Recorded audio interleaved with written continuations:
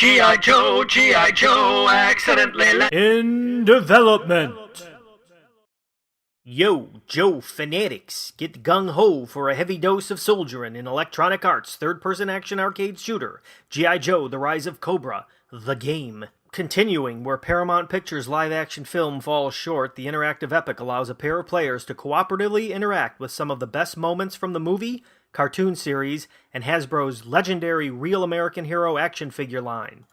Blast through 20 levels, each with 3 to 5 areas to explore, across 4 environments while controlling the likes of Snake Eyes, Duke, Ripcord, Scarlet, and Shipwreck. Choose from 16 playable characters with a familiar set of abilities and weapons. By the way, 4 are unlockable Cobra stalwarts, including Storm Shadow. Players also access Joe High Tech, including the movie's accelerator suit, as well as vehicles. I better see a Cobra Hiss tank and flight pod. Fans discover 75 file cards. Who remembers cutting those off the action figure packaging? Come on. Throughout the adventure, that can be used to unlock other characters, special missions, G.I. Joe cartoon footage, and concept art. Rated T for teen, and I'm more of a 12-inch Curse of the Mummy's Tomb kind of a Joe fan. G.I. Joe, The Rise of Cobra is available August 4th for the Xbox 360, PlayStation 3, PS2, Wii, DS, and PSP. In my console!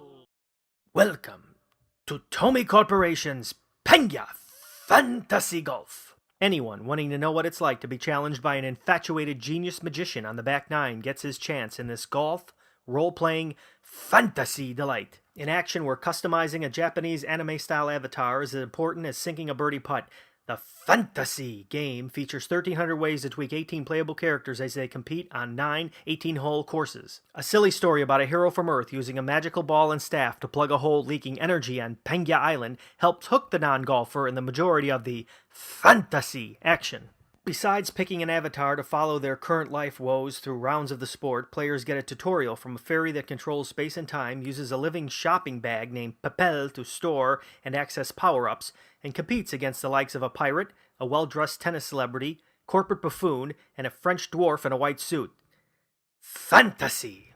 Much like many a golf video game, hitting a ball requires the player set the power and accuracy of a shot by clicking at the right time within a moving meter. Those bored with the Fantasy story mode can win licenses to unlock tournaments, and up to 8 players in the same room can wirelessly compete. If Hogwarts had a golf curriculum, it would be on Pangya Island. Pangya Fantasy Golf is rated E+10 and the plane. It was reviewed for the PSP. That's it for this week's episode of Zadzooks Video Game Minute. Thanks for watching and playing. I'm Joseph Zadkowski.